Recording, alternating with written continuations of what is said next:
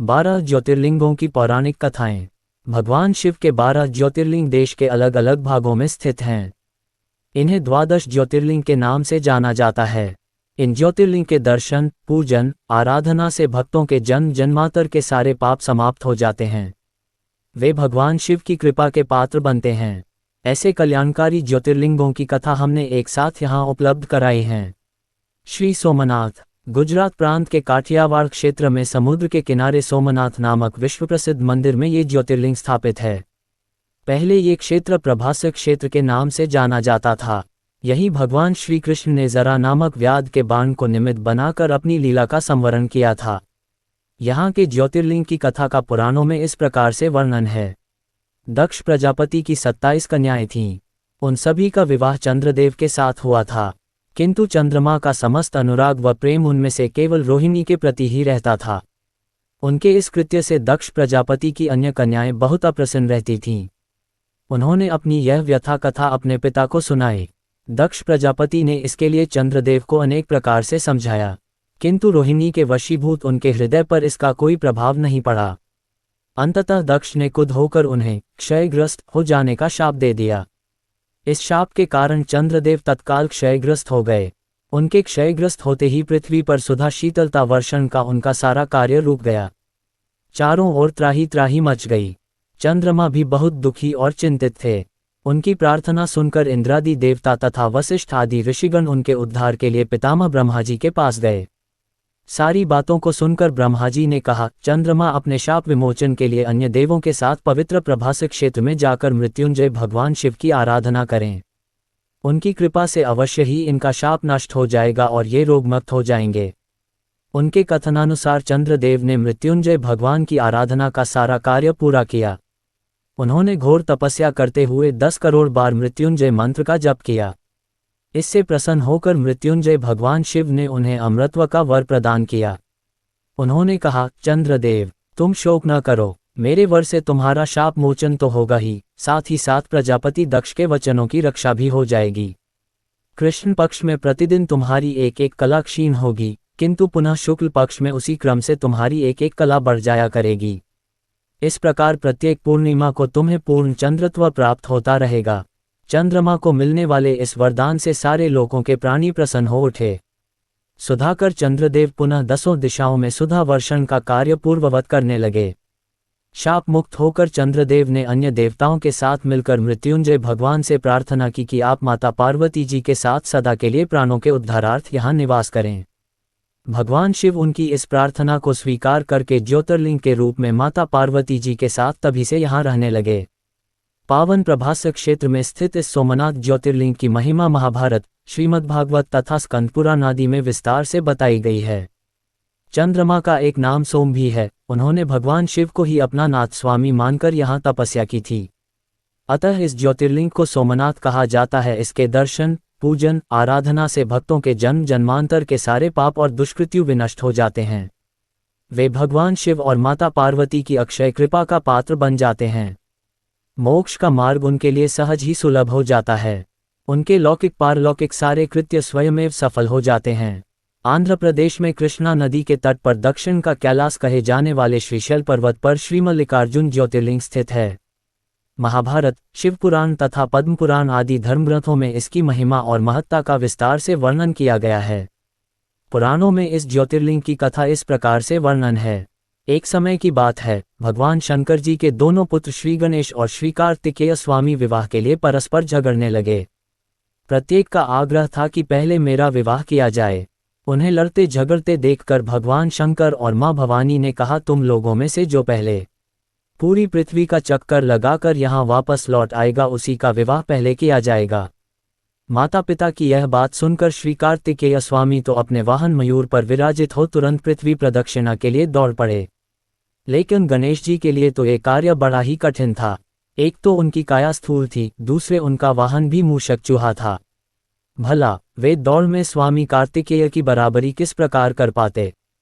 लेकिन उनकी काया जितनी स्थूल थी, बुद्धि उसी के अनुपात में सूक्ष्म और तीक्ष्ण थी।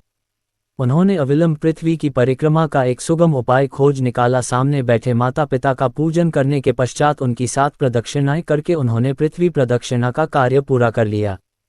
उनका ये कार्य शास्त्रानुमोदित था। पितरोश्च पूजन कृत्वा प्रक्रांतिं च करोति यः तस्य वै पृथ्वीजन्यं फल भवति निश्चितम्।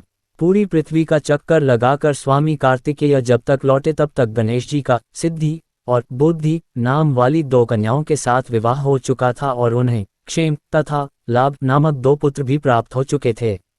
ये सब देखकर स्वामी कार्तिकेय अत्यंत रुष्ट होकर क्रौंच पर्वत पर चले गए। माता पार्वती वहां उन्हें मनाने पहुंची। पीछे शंकर भगवान वहां पहुंचकर ज्योतिर्लिंग के रूप में प्रकट हुए और तब से मल्लिकार्जुन ज्योतिर्लिंग के नाम से प्रख्यात हुए। इनकी अर्चना सर्वप्रथम मल्लिका पुष्पों से की गई थी। मल्लिकार्जुन नाम पड़ने का यही कारण है। इस शैल पर्वत के निकट किसी समय राजा चंद्रगुप्त की राजधानी थी। किसी विपत्ति विशेष के निवारणार्थ उनकी एक कन्या महल से निकलकर इस पर्वतराज के आश्रम में आकर यहाँ के गोपों के साथ रहने लगी। उस कन्या के पास एक बड़ी ही शुभ लक्षणा सुंदर श्यामा गौ थी। उस गौ का दूध रात में कोई चोरी से दूह ले जाता था।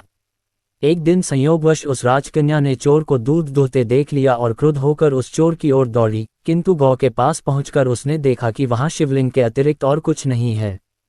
राजकुमारी ने कुछ समय पश्चात उस शिवलिंग पर एक विशाल मंदिर का निर्माण कराया। यही शिवलिंग मल्लिकार्जुन के नाम से प्रसिद्ध है। शिवरात्रि के पर्व पर यहाँ बहुत बड़ा मेला लगता है। इस मल्लिकार्जुन शिवलिंग का दर्शन पूजन एवं अर्चन करने वाले भक्तों की सभी सात्विक मनोकामनाएं पूर्ण हो जाती हैं। उनकी भगवान शिव के चरणों में स्थिर प्रीति हो जाती है। दैहिक, दैविक, भौतिक सभी प्रकार की बाधाओं से वे मुक्त हो जाते हैं। श्री महाकालेश्वर, ये परम पवित्र ज्योतिर्लिंग मध्य प्रदेश के उज्जैन नगर में है। पुण्यसलिला क्षिप्रा नदी के तट पर स्थित उज्जैन प्राचीन काल में उज्जयिनी के नाम से विख्यात था। इसे अवंतिकापुरी भी कहते थे। ये भारत की परम पवित्र सप्तपुरियों में से एक है। महाभारत, शिवपुराण एवं स्कंद पुराण में महाकाल ज्योतिर्लिंग की महिमा का पूरे विस्तार के साथ वर्णन किया गया है। इस ज्योतिर्लिंग की कथा पुराणों में इस प्रकार वर्णित है। प्राचीन काल में उज्जयिनी में राजा चंद्रसेन राज्य करते थे। वह परम शिव भक्त थे। एक दिन श्रीकर नामक एक 5 वर्ष का गोप बालक अपनी मां के साथ उधर से गुजर रहा था। राजा का शिव पूजन देखकर उसे बहुत विस्मय और कौतूहल हुआ। वह स्वयं उसी प्रकार की सामग्रियों से शिव पूजन करने के लिए लालायित हो उठा। सामग्री का साधन न जुट पाने पर लौटते समय उसने रास्ते से एक पत्थर का टुकड़ा उठा लिया। घर आकर उसी पत्थर को शिव रूप में स्थापित कर पुष्प, चंदन आदि से परम श्रद्धापूर्वक उसकी पूजा करने लगा। माता भोजन करने के लिए बुलाने आई, किंतु वह पूजा छोड़कर उठने के लिए किसी भी प्रकार तैयार नहीं हुआ। अंत में माता ने झल्लाकर पत्थर का वह टुकड़ा उठाकर दूर फेंक दिया। इससे बहुत ही दुखी होकर वह बालक जोर जोर से भगवान शिव को पुकारता हुआ रोने लगा। रोते रोते अंत में बेहोश होकर वह वहीं गिर पड़ा। बालक की अपने प्रति यह भक्ति और प्रेम देखकर भोलेनाथ भगवान शिव अत्यंत प्रसन्न हो गए। बालक ने जैसे ही होश में आकर अपने नेत्र खोले तो उसने देखा कि उसके सामने एक बहुत ही भव्य और अतिविशाल स्वर्ण और रत्नों से बना हुआ मंदिर खड़ा है। उस मंदिर के अंदर एक बहुत ही प्रकाशपूर्ण, भास्वत, तेजस्वी ज्योतिर्लिंग खड़ा है। बच्चा प्रसन्नता और आनंद से विभोर होकर भगवान शिव की स्तुति करने लगा। माता को जब ये समाचार मिला तब दौड़कर उसने अपने प्यारे लाल को गले से लगा लिया। पीछे राजा चंद्रसेन ने भी वहां पहुंचकर उस बच्चे की भक्ति और सिद्धि की बड़ी सराहना की। धीरे धीरे वहां बड़ी भीड़ जुट गई। इतने में उस स्थान पर हनुमान जी प्रकट हो गए। उन्होंने कहा, मनुष्यों, भगवान शंकर शीघ्र फल देने वाले देवताओं में सर्वप्रथम हैं। इस बालक की भक्ति से प्रसन्न होकर उन्होंने इसे ऐसा फल प्रदान किया है जो बड़े बड़े ऋषि मुनि करोड़ों जन्मों की तपस्या से भी प्राप्त नहीं कर पाते। इस गोप बालक की 8वीं पीढ़ी में धर्मात्मा नंदगोप का जन्म होगा। द्वापर युग में भगवान विष्णु कृष्णावतार लेकर उनके वहां तरह तरह की लीलाएं करेंगे। जी इतना कहकर अंतर्धान हो गए। उस स्थान पर नियम से भगवान शिव की आराधना करते हुए अंत में श्रीकर गोप और राजा चंद्रसेन शिवधाम को चले गए। इस ज्योतिर्लिंग के विषय में एक दूसरी कथा इस प्रकार कही जाती है। किसी समय अवंतिकापुरी में वेदपाठी तपोनिष्ठ एक अत्यंत तेजस्वी ब्राह्मण रहते थे। एक दिन दूषण नामक एक अत्याचारी असुर उनकी तपस्या में विघ्न डालने के लिए वहां आया। ब्रह्मा जी से वर प्राप्त कर वह बहुत शक्तिशाली हो गया था। उसके अत्याचार से चारों ओर त्राही त्राही मची हुई थी। ब्राह्मण को कष्ट में पड़ा देखकर प्राणी मात्र का कल्याण करने वाले भगवान शंकर वहां प्रकट हो गए। उन्होंने एक हुंकार मात्र से उस दारुण अत्याचारी दानव को वहीं जलाकर भस्म कर दिया। भगवान वहां हुंकार सहित प्रकट हुए, इसीलिए उनका नाम महाकाल पड़ गया। इसीलिए परम पवित्र ज्योतिर्लिंग को महाकाल के नाम से जाना जाता है। श्री ओंकारेश्वर श्री ममलेश्वर, ये ज्योतिर्लिंग मध्य प्रदेश में पवित्र नर्मदा नदी के तट पर स्थित है। इस स्थान पर नर्मदा के दो धाराओं में विभक्त हो जाने से बीच में एक टापू सा बन गया है। इस टापू को माधाता पर्वत या शिवपुरी कहते हैं। नदी की एक धारा इस पर्वत के उत्तर और दूसरी दक्षिण होकर बहती है। दक्षिण वाली धारा ही मुख्य धारा मानी जाती है। इसी माधाता पर्वत पर श्री ओंकारेश्वर ज्योतिर्लिंग का मंदिर स्थित है।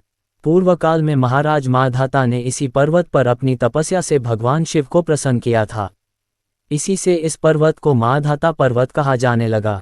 इस ज्योतिर्लिंग मंदिर के भीतर दो कोठरियों से होकर जाना पड़ता है। भीतर अंधेरा रहने के कारण यहाँ निरंतर प्रकाश जलता रहता है। ओंकारेश्वर लिंग मनुष्य निर्मित नहीं है, स्वयं प्रकृति ने इसका निर्माण किया है। इसके चारों ओर हमेशा जल भरा रहता है। संपूर्ण माधाता पर्वत ही भगवान शिव का रूप माना जाता है। इसी कारण इसे शिवपुरी भी कहते हैं। लोग भक्तिपूर्वक इसकी परिक्रमा करते हैं। कार्तिकी पूर्णिमा के दिन यहाँ बहुत भारी मेला लगता है। यहाँ लोग भगवान शिव जी को चने की दाल चढ़ाते हैं। रात्रि की शिव आरती का कार्यक्रम बड़ी भव्यता के साथ होता है। तीर्थयात्रियों को इसके दर्शन अवश्य करने चाहिए। इस ओंकारेश्वर ज्योतिर्लिंग के दो स्वरूप हैं। एक को ममलेश्वर के नाम से जाना जाता है। ये नर्मदा के दक्षिण तट पर ओंकारेश्वर से थोड़ी दूर हटकर है। पृथक होते हुए भी दोनों की गणना एक ही में की जाती है। लिंग के दो स्वरूप होने की कथा पुराणों में इस प्रकार दी गई है। एक बार विंध्य पर्वत ने पार्थिव अर्चना के साथ भगवान शिव की 6 मास तक कठिन उपासना की। उनकी इस उपासना से प्रसन्न होकर भूत भावन शंकर जी वहां प्रकट हुए। उन्होंने विंध्य को उनके मनोवांछित वर प्रदान किए।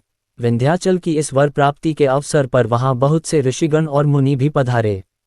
उनकी प्रार्थना पर शिवजी ने अपने ओंकारेश्वर नामक लिंग के 2 भाग किए। एक का नाम ओंकारेश्वर और दूसरे का अमलेश्वर पड़ा। दोनों लिंगों का स्थान और मंदिर पृथक होते भी दोनों की सत्ता और स्वरूप एक ही माना गया है। शिव पुराण में इस ज्योतिर्लिंग की महिमा का विस्तार से वर्णन किया गया है।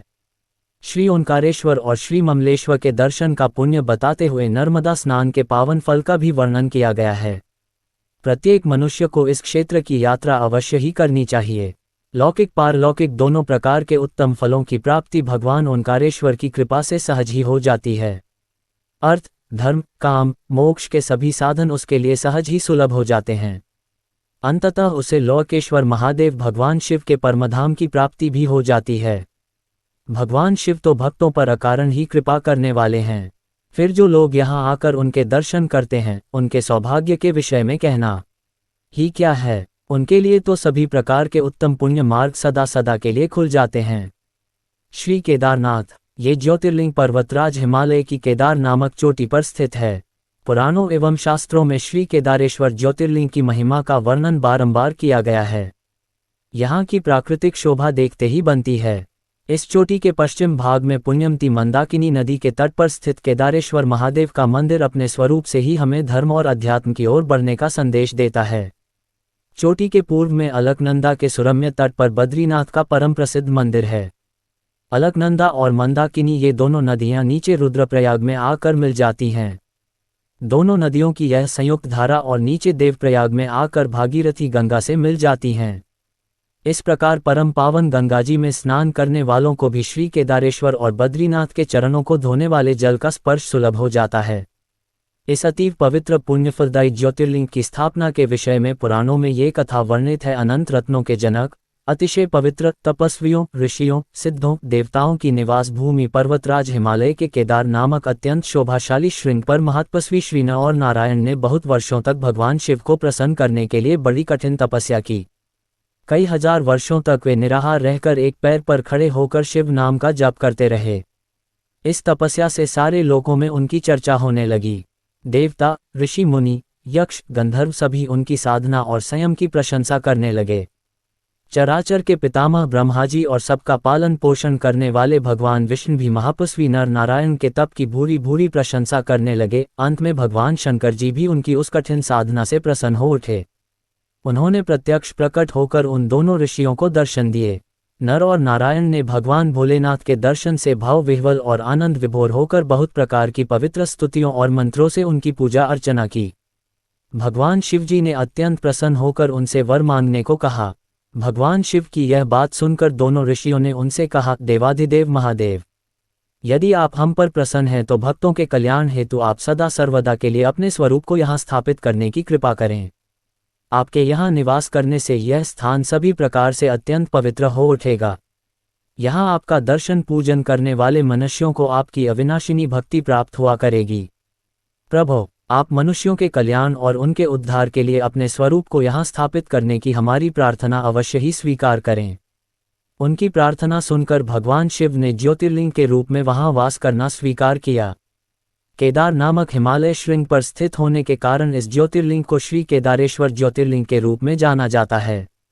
भगवान शिव से वर मांगते हुए नर और नारायण ने इस ज्योतिर्लिंग और इस पवित्र स्थान के विषय में जो कुछ कहा है वह अक्षरशः सत्य है। इस ज्योतिर्लिंग के दर्शन पूजन तथा यहाँ स्नान करने से भक्तों को लौकिक फलों की प्राप्ति होने के साथ साथ अचल शिव भक्ति तथा मोक्ष की प्राप्ति भी हो जाती है। श्री भीमेश्वर, ये ज्योतिर्लिंग पुणे से लगभग 100 किलोमीटर दूर सह्याद्री की पहाड़ी पर स्थित है। इसे भीमाशंकर भी कहते हैं। इस ज्योतिर्लिंग की स्थापना के विषय में शिव पुराण में ये कथा वर्णित है। प्राचीन काल में भीम नामक एक महाप्रतापी राक्षस था। वह कामरूप प्रदेश में अपनी मां के साथ रहता था। वह महाबली राक्षस राज रावण के छोटे भाई कुंभकर्ण का पुत्र था, लेकिन उसने अपने पिता को कभी देखा न था। उसके होश संभालने के पूर्व ही भगवान राम के द्वारा कुंभकर्ण का वध कर दिया गया था। जब वह युवावस्था को प्राप्त हुआ तब उसकी माता ने उससे सारी बातें बताईं। भगवान विष्णु के अवतार श्री रामचंद्र जी द्वारा अपने पिता के वध की बात सुनकर वह महाबली राक्षस अत्यंत संतप्त और क्रुद्ध हो उठा। अब वह निरंतर भगवान श्री हरि के वध का उपाय सोचने लगा। उसने अपने अभीष्ट की प्राप्ति के लिए 1000 वर्ष तक कठिन तपस्या की।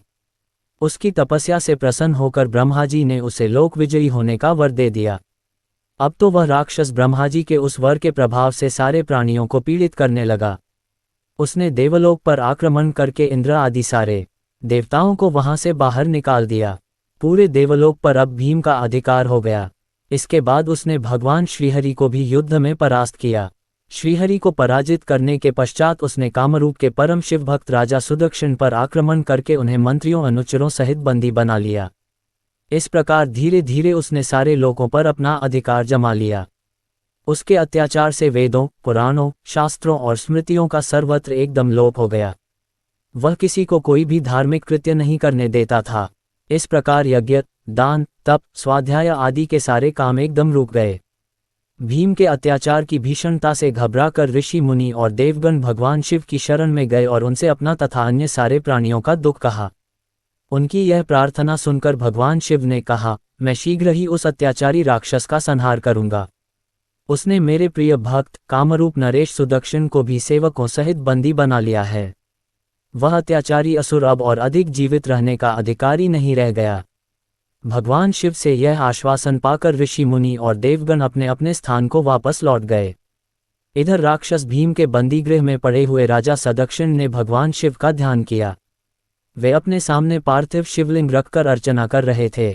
उन्हें ऐसा करते देख क्रोधोन्मत्त होकर राक्षस भीम ने अपनी तलवार से उस पार्थिव शिवलिंग पर प्रहार किया, किंतु उसकी तलवार का स्पर्श उस लिंग से हो भी नहीं पाया कि उसके भीतर से साक्षात शंकर जी वहां प्रकट हो गए।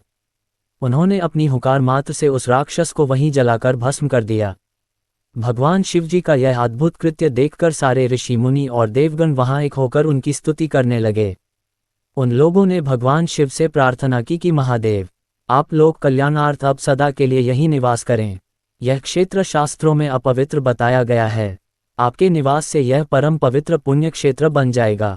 भगवान शिव ने सबकी यह प्रार्थना स्वीकार कर ली। वहां वह ज्योतिर्लिंग के रूप में सदा के लिए निवास करने लगे। उनका ये ज्योतिर्लिंग भीमेश्वर के नाम से विख्यात हुआ। शिव पुराण में ये कथा पूरे विस्तार से दी गई है। इस ज्योतिर्लिंग की महिमा अमोघ है। इसके दर्शन का फल कभी व्यर्थ नहीं जाता। भक्तों की सभी मनोकामनाएं यहाँ आकर पूर्ण हो जाती हैं। श्री विश्वनाथ, ये ज्योतिर्लिंग उत्तर भारत की प्रसिद्ध नगरी काशी में स्थित है। इस नगरी का प्रलय काल में भी लोप नहीं होता। उस समय भगवान अपनी वासभूमि इस पवित्र नगरी को अपने त्रिशूल पर धारण कर लेते हैं और सृष्टि काल आने पर पुनः यथास्थान रख देते हैं। सृष्टि की आदि स्थली भी इसी नगरी को बताया जाता है। भगवान विष्णु ने इसी स्थान पर सृष्टि कामना से तपस्या करके भगवान शंकर जी को प्रसन्न किया था। अगस्त्य मुनि ने भी इसी स्थान पर अपनी तपस्या द्वारा भगवान शिव को संतुष्ट किया था। इस पवित्र नगरी की महिमा ऐसी है कि यहाँ जो भी प्राणी अपने प्राण त्याग करता है उसे मोक्ष की प्राप्ति होती है। भगवान शंकर उसके कान में तारक मंत्र का उपदेश करते हैं। इस मंत्र के प्रभाव से पापी प्राणी भी सहज ही भवसागर की बाधाओं से पार हो जाते हैं। विषयासक्त चित्तोपि त्यक्त धर्मरतिर्नरः एक क्षेत्रे मृत सोपि संसारे न पुनर्भवेत। अर्थात विषयों में आसक्त अधर्मी व्यक्ति भी यदि इस काशी क्षेत्र में मृत्यु को प्राप्त हो तो उसे भी पुनः संसार बंधन में नहीं आना पड़ता। मत्स्य पुराण में इस नगरी का महत्व बताते हुए कहा गया है, जप ध्यान और ज्ञानरहित तथा दुखों से पीड़ित मनुष्यों के लिए काशी ही एकमात्र परम गति है। श्री विश्वनाथ के आनंद कानन में दशाश्वमेध, लोलाक, बिंदुमाधव, केशव और मणिकर्णिका ये 5 प्रश्न तीर्थ हैं। इसी से इसे अविमुक्त क्षेत्र कहा जाता है। जप ध्यान विहीनाना ज्ञानवजित चित्तसाम ततो दुखाताना च गतिर्वाराणसी नृणाम तीर्थाना पंचकम सार विश्वेशानंद कान्ने दशाश्वमेध लोलाकः केशवो बिंदुमाधवः पंचमी तु महाश्रेष्ठा प्रोच्यते मणिकर्णिका अभिस्तु तीर्थवर्यशिच वर्ण्यते ह्यविमुक्तकम। इस परम पवित्र नगरी के उत्तर की तरफ ओंकारखंड, दक्षिण में केदारखंड और बीच में विश्वेश्वरखंड है। प्रसिद्ध विश्वनाथ ज्योतिर्लिंग इसी खंड में स्थित है। पुराणों में इस ज्योतिर्लिंग के संबंध में ये कथा दी गई है। भगवान शंकर पार्वती जी से विवाह करके कैलाश पर्वत रह रहे थे, लेकिन वहां पिता के घर में ही विवाहित जीवन बिताना पार्वती जी को अच्छा न लगता था। एक दिन उन्होंने भगवान शिव से कहा, आप मुझे अपने घर ले चलिए, यहाँ रहना मुझे अच्छा नहीं लगता। सारी लड़कियां शादी के बाद अपने पति के घर जाती हैं, मुझे पिता के घर में ही रहना पड़ रहा है। भगवान शिव ने उनकी यह बात स्वीकार कर ली। माता पार्वती जी को साथ लेकर अपनी पवित्र नगरी काशी में आ गए। यहाँ आकर वे विश्वनाथ ज्योतिर्लिंग के रूप में स्थापित हो गए। इस ज्योतिर्लिंग के दर्शन पूजन द्वारा मनुष्य समस्त पापों तापों से छुटकारा पा जाता है। प्रतिदिन नियम से श्री विश्वनाथ के दर्शन करने वाले भक्तों के योगक्षेम का समस्त भार भगवान शंकर अपने ऊपर ले लेते हैं। ऐसा भक्त उनके परमधाम का अधिकारी बन जाता है। भगवान शिवजी की कृपा उस पर सदैव बनी रहती है। श्री त्र्यंबकेश्वर ये ज्योतिर्लिंग महाराष्ट्र प्रांत में नासिक से 30 किलोमीटर दूर पश्चिम में स्थित है। इस ज्योतिर्लिंग की स्थापना के विषय में शिव पुराण में ये कथा वर्णित है। एक बार महर्षि गौतम के तपोवन में रहने वाले ब्राह्मणों की पत्नियां किसी बात पर उनकी पत्नी अहिल्या से नाराज हो गईं। उन्होंने अपने पतियों को ऋषि गौतम का अपकार करने के लिए प्रेरित किया। उन ब्राह्मणों ने इसके निमित्त भगवान श्री गणेश जी की आराधना की। उनकी आराधना से प्रसन्न हो गणेश जी ने प्रकट होकर उनसे वर मांगने को कहा। उन ब्राह्मणों ने कहा, प्रभो, यदि आप हम पर प्रसन्न हैं तो किसी प्रकार ऋषि गौतम को इस आश्रम से बाहर निकाल दें। उनकी यह बात सुनकर गणेश जी ने उन्हें ऐसा वर मांगने के लिए समझाया, किंतु वे अपने आग्रह पर अटल रहे। अंततः गणेश जी को विवश होकर उनकी बात माननी पड़ी। अपने भक्तों का मन रखने के लिए वे एक दुर्बल गाय का रूप धारण करके ऋषि गौतम के खेत में जाकर रहने लगे। गाय को फसल चरते देखकर ऋषि बड़ी नरमी के साथ हाथ में तृण लेकर उसे हाँकने के लिए लपके। उन तृणों का स्पर्श होते ही वह गाय वहीं मरकर गिर पड़ी। अब तो बड़ा हाहाकार मचा। सारे ब्राह्मण एकत्र हो गोहत्यारा कहकर ऋषि गौतम की भर्त्सना करने लगे। ऋषि गौतम इस घटना से बहुत आश्चर्यचकित और दुखी थे। अब उन सारे ब्राह्मणों ने कहा कि तुम्हें यह आश्रम छोड़कर अन्यत्र कहीं दूर चले जाना चाहिए। गोहत्यारे के निकट रहने से हमें भी पाप लगेगा। विवश होकर ऋषि गौतम अपनी पत्नी अहिल्या के साथ वहां से 1 कोस दूर जाकर रहने लगे, किंतु उन ब्राह्मणों ने वहां भी उनका रहना दूभर कर दिया। वे कहने लगे, गोहत्या के कारण तुम्हें अब वेद पाठ और यज्ञादि के कार्य करने का कोई अधिकार नहीं रह गया। अत्यंत अनुनय भाव से ऋषि गौतम ने उन ब्राह्मणों से प्रार्थना की कि आप लोग मेरे प्रायश्चित और उद्धार का कोई उपाय बताएं। तब उन्होंने कहा, गौतम, तुम अपने पाप को सर्वत्र सबको बताते हुए 3 बार पूरी पृथ्वी की परिक्रमा करो, फिर लौटकर यहाँ 1 महीने तक व्रत करो। इसके बाद ब्रह्मागिरी की 101 परिक्रमा करने के बाद तुम्हारी शुद्धि होगी, अथवा यहाँ गंगा जी को लाकर उनके जल से स्नान करके 1 करोड़ पार्थिव शिवलिंगों से शिवजी की आराधना करो। इसके बाद पुनः गंगा जी में स्नान करके इस ब्रह्मगिरी की 11 बार परिक्रमा करो। फिर 100 घड़ों के पवित्र जल से पार्थिव शिवलिंगों को स्नान कराने से तुम्हारा उद्धार होगा। ब्राह्मणों के कथनानुसार महर्षि गौतम वे सारे कार्य पूरे करके पत्नी के साथ पुनर्तः तल्लीन होकर भगवान शिव की आराधना करने लगे। इससे प्रसन्न हो भगवान शिव ने प्रकट होकर उनसे वर मांगने को कहा। महर्षि गौतम ने उनसे कहा, भगवान मैं यही चाहता हूँ कि आप मुझे गोहत्या के पाप से मुक्त कर दें। भगवान शिव ने कहा, गौतम तुम सर्वथा निष्पाप हो, गोहत्या का अपराध तुम पर छलपूर्वक लगाया गया था। छलपूर्वक ऐसा करवाने वाले तुम्हारे आश्रम के ब्राह्मणों को मैं दंड देना चाहता हूँ। इस पर महर्षि गौतम ने कहा कि प्रभु, उन्हीं के निमित्त से तो मुझे आपका दर्शन प्राप्त हुआ है, अब उन्हें मेरा परमहित समझकर उन पर आप क्रोध न करें। बहुत से ऋषियों, मुनियों और देवगणों ने वहां एकत्र हो गौतम की बात का अनुमोदन करते हुए भगवान शिव से सदा वहां निवास करने की प्रार्थना की। वे उनकी बात मानकर वहां त्रयंब ज्योतिर्लिंग के नाम से स्थित हो गए। गौतम जी द्वारा लाई गई गंगा जी भी वहां पास में गोदावरी नाम से प्रवाहित होने लगीं। ये ज्योतिर्लिंग समस्त पुण्यों को प्रदान करने वाला है। श्री वैद्यनाथ, ये ज्योतिर्लिंग बिहार प्रांत के संथाल परगने में स्थित है। शास्त्र और लोक दोनों में उसकी बड़ी प्रसिद्धि है। इसकी स्थापना के विषय में ये कथा कही जाती है, एक बार राक्षसराज रावण ने हिमालय पर जाकर भगवान शिव का दर्शन प्राप्त करने के लिए बड़ी घोर तपस्या की। उसने एक एक करके अपने सिर काटकर शिवलिंग पर चढ़ाना शुरू किए। इस प्रकार उसने अपने 9 सिर वहां काटकर चढ़ा दिए। जब वह अपना 10वां और अंतिम सिर काटकर चढ़ाने के लिए उद्यत हुआ तब भगवान शिव अति प्रसन्न और संतुष्ट होकर उसके समक्ष प्रकट हो गए। शीश काटने को उद्यत रावण का हाथ पकड़कर उन्होंने उसे ऐसा करने से रोक दिया। उसके 9 सिर भी पहले की तरह जोड़ दिए और अत्यंत प्रसन्न होकर उससे वर मांगने को कहा।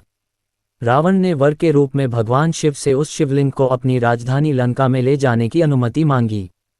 भगवान शिव ने उसे यह वरदान तो दे दिया, लेकिन एक शर्त भी उसके साथ लगा दी। उन्होंने कहा, तुम शिवलिंग ले जा सकते हो, किंतु यदि रास्ते में इसे कहीं रख दोगे तो यह वहीं अचल हो जाएगा, तुम फिर इसे उठा न सकोगे। रावण इस बात को स्वीकार कर उस शिवलिंग को उठाकर लंका के लिए चल पड़ा।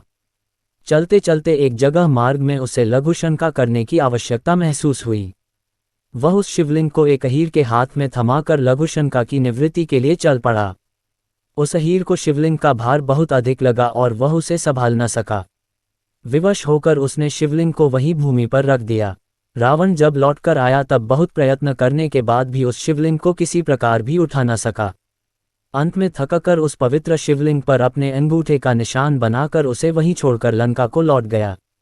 तत्पश्चात ब्रह्मा, विष्णु आदि देवताओं ने वहां आकर उस शिवलिंग का पूजन किया। इस प्रकार वहां उसकी प्रतिष्ठा कर वे लोग अपने अपने धाम को लौट गए।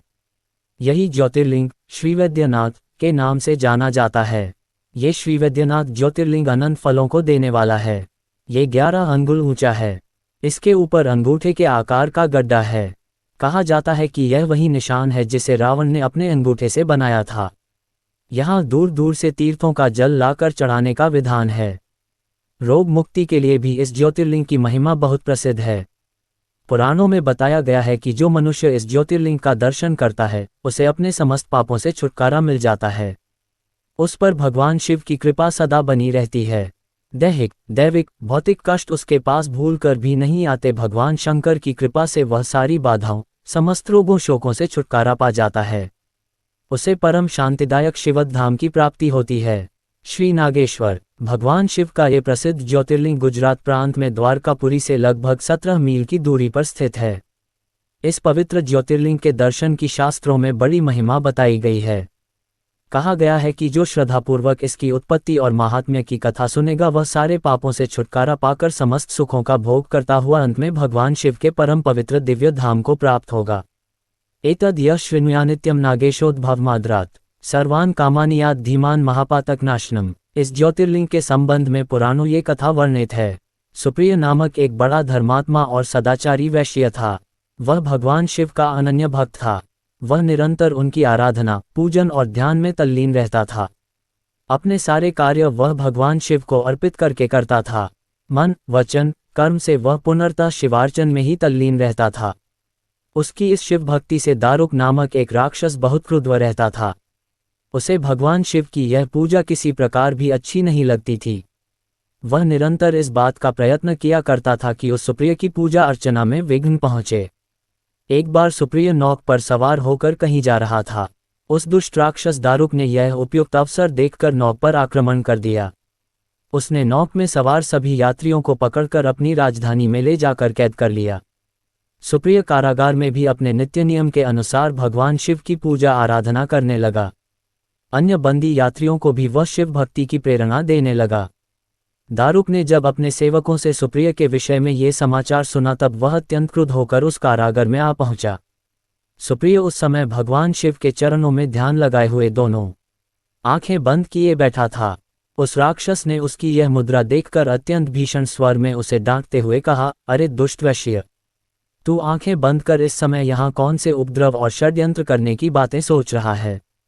उसके ये कहने पर भी धर्मात्मा शिवभक्त सुप्रिय की समाधि भंग नहीं हुई। अब तो वह दारुक राक्षस क्रोध से एकदम पागल हो उठा। उसने तत्काल अपने अनुचरों को सुप्रिय तथा अन्य सभी बंदियों को मार डालने का आदेश दे दिया। सुप्रिय उसके इस आदेश से जरा भी विचलित और भयभीत नहीं हुआ। वह एकाग्र मन से अपनी और अन्य बंदियों की मुक्ति के लिए भगवान शिव से प्रार्थना करने लगा। उसे यह पूर्ण विश्वास था कि मेरे आराध्य भगवान शिव जी इस विपत्ति से मुझे अवश्य ही छुटकारा दिलाएंगे। उसकी प्रार्थना सुनकर भगवान शंकर जी तत्क्षण उस कारागार में एक ऊंचे स्थान में एक चमकते हुए सिंहासन पर स्थित होकर ज्योतिर्लिंग के रूप में प्रकट हो गए। उन्होंने इस प्रकार सुप्रिय को दर्शन देकर उसे अपना पाशुपत अस्त्र भी प्रदान किया। इस अस्त्र से राक्षस दारुक तथा उसके सहायक का वध करके सुप्रिय शिवधाम को चला गया। भगवान शिव के आदेशानुसार ही इस ज्योतिर्लिंग का नाम नागेश्वर पड़ा। श्री रामेश्वर। इस ज्योतिर्लिंग की स्थापना मर्यादा पुरुषोत्तम भगवान श्री रामचंद्र जी ने की थी। स्कंद पुराण में इसकी महिमा विस्तार से वर्णित है। इसके विषय में ये कथा कही जाती है, जब भगवान श्री रामचंद्र जी लंका पर चढ़ाई करने के लिए जा रहे थे तब इसी स्थान पर उन्होंने समुद्र की बालू से शिवलिंग बनाकर उसका पूजन किया था। ऐसा भी कहा जाता है कि इस स्थान पर ठहरकर भगवान राम जल पी रहे थे कि आकाशवाणी हुई कि मेरी पूजा किए बिना ही जल पीते हो। इस वाणी को सुनकर भगवान श्रीराम ने बालू से शिवलिंग बनाकर उसकी पूजा की तथा भगवान शिव से रावण पर विजय प्राप्त करने का वर मांगा। उन्होंने प्रसन्नता के साथ यह वर भगवान श्रीराम को दे दिया। भगवान शिव ने लोक कल्याणार्थ ज्योतिर्लिंग के रूप में वहां निवास करने की सबकी प्रार्थना भी स्वीकार कर ली। तभी से यह ज्योतिर्लिंग यहाँ विराजमान है। इस ज्योतिर्लिंग के विषय में एक दूसरी कथा इस प्रकार कही जाती है, जब भगवान श्रीराम रावण का वध करके लौट रहे थे तब उन्होंने अपना पहला पड़ाव समुद्र के उस पार गंधमादन पर्वत पर डाला था। वहां बहुत से ऋषि और मुनिगण भगवान श्रीराम दर्शन के लिए उनके पास आए। उन सभी का आदर सत्कार करते हुए भगवान राम ने उनसे कहा कि पुलस्त्य के वंशज रावण का धव करने के कारण मुझ पर ब्रह्महत्या का पाप लग गया है। आप लोग मुझे इससे निवृत्ति का कोई उपाय बताइए। ये बात सुनकर वहां उपस्थित सारे ऋषियों मुनियों ने एक स्वर से कहा कि आप यहाँ शिवलिंग की स्थापना कीजिए, इससे आप ब्रह्म हत्या के पाप से छुटकारा पा जाएंगे। भगवान श्रीराम ने उनकी यह बात स्वीकार कर जी को कैलाश पर्वत जाकर वहां से शिवलिंग लाने का आदेश दिया। हनुमान जी तत्काल ही वहां जा पहुंचे, किंतु उन्हें उस समय वहां भगवान शिव के दर्शन नहीं हुए। अतः वे उनका दर्शन प्राप्त करने के लिए वहीं बैठकर तपस्या करने लगे। कुछ काल पश्चात शिवजी के दर्शन प्राप्त कर हनुमान जी शिवलिंग लेकर लौटे, किंतु तब तक शुभ मुहूर्त बीत जाने की आशंका से यहाँ सीताजी द्वारा लिंग की स्थापना का कार्य कराया जा चुका था। हनुमान जी को ये सब देखकर बहुत दुख हुआ। उन्होंने अपनी व्यथा भगवान श्रीराम से कह सुनाई। भगवान ने पहले ही लिंग स्थापित किए जाने का कारण हनुमान जी को बताते हुए कहा कि यदि तुम चाहो तो इस लिंग को यहाँ से उखाड़कर हटा दो। हनुमान जी अत्यंत प्रसन्न होकर उस लिंग को उखाड़ने लगे, किंतु बहुत प्रयत्न करने पर भी वह टस से मज नहीं हुआ। अंत में उन्होंने उस शिवलिंग को अपनी पूंछ में लपेटकर उखाड़ने का प्रयत्न किया, फिर भी वह ज्यों का त्यों अडिग बना रहा। उल्टे हनुमान जी ही धक्का खाकर एक कोस दूर मूर्छित होकर जा गिरे। उनके शरीर से रक्त बहने लगा। ये देखकर सभी लोग अत्यंत व्याकुल हो उठे। माता सीताजी पुत्र से भी प्यारे अपने हनुमान के शरीर पर हाथ फेरती हुई विलाप करने लगीं। मूर्छा दूर होने पर हनुमान जी ने भगवान श्रीराम को परम ब्रह्म के रूप में सामने देखा। भगवान ने उन्हें शंकर जी की महिमा बताकर उनका प्रबोध किया। हनुमान जी द्वारा लाए गए लिंग की स्थापना भी वहीं पास में करा दी। श्री घुष्मेश्वर। द्वादश ज्योतिर्लिंगों में यह अंतिम ज्योतिर्लिंग है। इसे घुष्मेश्वर, घुस्रनेश्वर या घृष्णेश्वर भी कहा जाता है। यह महाराष्ट्र प्रदेश में दौलताबाद से 12 मील दूर वेरूट गांव के पास स्थित है। इस ज्योतिर्लिंग के विषय में पुराणों में ये कथा वर्णित है। दक्षिण देश में देवगिरी पर्वत के निकट सुधर्मा नामक एक अत्यंत तेजस्वी तपोनिष्ठ ब्राह्मण रहता था। उसकी पत्नी का नाम सुदेहा था। दोनों में परस्पर बहुत प्रेम था। किसी प्रकार का कोई कष्ट उन्हें नहीं था, लेकिन उन्हें कोई संतान नहीं थी। ज्योतिष गणना से पता चला कि सुदेहा के गर्भ से संतानोत्पत्ति हो ही नहीं सकती। सुदेहा संतान की बहुत ही इच्छुक थी। उसने सुधर्मा से अपनी छोटी बहन से दूसरा विवाह करने का आग्रह किया। पहले तो सुधर्मा को ये बात नहीं जची, लेकिन अंत में उन्हें पत्नी की जिद के आगे झुकना ही पड़ा। वे उसका आग्रह टाल नहीं पाए। वे अपनी पत्नी की छोटी बहन घुष्मा को ब्याह कर घर ले आए। घुष्मा अत्यंत विनीत और सदाचारिणी स्त्री थी। वह भगवान शिव की अनन्य भक्ता थी। प्रतिदिन 101 पार्थिव शिवलिंग बनाकर हृदय की सच्ची निष्ठा के साथ उनका पूजन करती थी। भगवान शिवजी की कृपा से थोड़े ही दिन बाद उसके गर्भ से अत्यंत सुंदर और स्वस्थ बालक ने जन्म लिया। बच्चे के जन्म से सुदेहा और घुष्मा दोनों के ही आनंद का पार न रहा। दोनों के दिन बड़े आराम से बीत रहे थे, लेकिन न जाने कैसे थोड़े ही दिनों बाद सुदेहा के मन में एक कुविचार ने जन्म ले लिया। वह सोचने लगी, मेरा तो इस घर में कुछ है नहीं, सब कुछ घुष्मा का है। अब तक सुधर्मा के मन का कुविचार रूपी अंकुर एक विशाल वृक्ष का रूप ले चुका था। अंततः एक दिन उसने घुष्मा के युवा पुत्र को रात में सोते समय मार डाला। उसके शव को ले जाकर उसने उसी तालाब में फेंक दिया जिसमें घुष्मा प्रतिदिन पार्थिव शिवलिंगों को फेंका करती थी। मेरे पति पर भी उसने अधिकार जमा लिया, संतान भी उसी की है। ये कुविचार धीरे धीरे उसके मन में बढ़ने लगा। इधर घुष्मा का वह बालक भी बड़ा हो रहा था। धीरे धीरे वह जवान हो गया, उसका विवाह भी हो गया। अब तक सुधर्मा के मन का कुविचार रूपी अंकुर एक विशाल वृक्ष का रूप ले चुका था। अंततः एक दिन उसने घुष्मा के युवा पुत्र को रात में सोते समय मार डाला। उसके शव को ले जाकर उसने उसी तालाब में फेंक दिया जिसमें घुष्मा प्रतिदिन पार्थिव शिवलिंगों को फेंका करती थी। सुबह होते ही सबको इस बात का पता लगा। पूरे घर में कोहराम मच गया। सुधर्मा और उसकी पुत्रवधू दोनों सिर पीटकर फूट फूट कर रोने लगे, लेकिन घुष्मा नित्य की भांति भगवान शिव की आराधना में तल्लीन रही, जैसे कुछ हुआ ही न हो। पूजा समाप्त करने के बाद वह पार्थिव शिवलिंगों को तालाब में छोड़ने के लिए चल पड़ी। जब वह तालाब से लौटने लगी उसी समय उसका प्यारा लाल तालाब के भीतर से निकलकर आता हुआ दिखलाई पड़ा। वह सदा की भांति आकर घुष्मा के चरणों पर गिर पड़ा, जैसे कहीं आसपास से ही घूमकर आ रहा हो। इसी समय भगवान शिव भी वहां प्रकट होकर घुष्मा से वर मांगने को कहने लगे। वह सुदेहा की घनौनी करतूत से अत्यंत क्रुद्ध हो उठे थे। अपने त्रिशूल द्वारा उसका गला काटने को उद्यत दिखलाई दे रहे थे। घुष्मा ने हाथ जोड़कर भगवान शिव से कहा, प्रभो, यदि आप मुझ पर प्रसन्न हैं तो मेरी उस अभागिन बहन को क्षमा कर दें। निश्चित ही उसने अत्यंत जघन्य पाप किया है, किंतु आपकी दया से मुझे मेरा पुत्र वापस मिल गया। अब आप उसे क्षमा करें और प्रभो, मेरी एक प्रार्थना और है, लोक कल्याण के लिए आप इस स्थान पर सर्वदा के लिए निवास करें। भगवान शिव ने उसकी ये दोनों बातें स्वीकार कर लीं। ज्योतिर्लिंग के रूप में प्रकट होकर वह वहीं निवास करने लगे। सती शिव भक्त घुष्मा के आराध्य होने के कारण वे यहाँ घुष्मेश्वर महादेव के नाम से विख्यात हुए। घुष्मेश्वर ज्योतिर्लिंग की महिमा पुराणों में बहुत विस्तार से वर्णित की गई है। इनका दर्शन लोक परलोक दोनों के लिए अमोघ फलदायी है।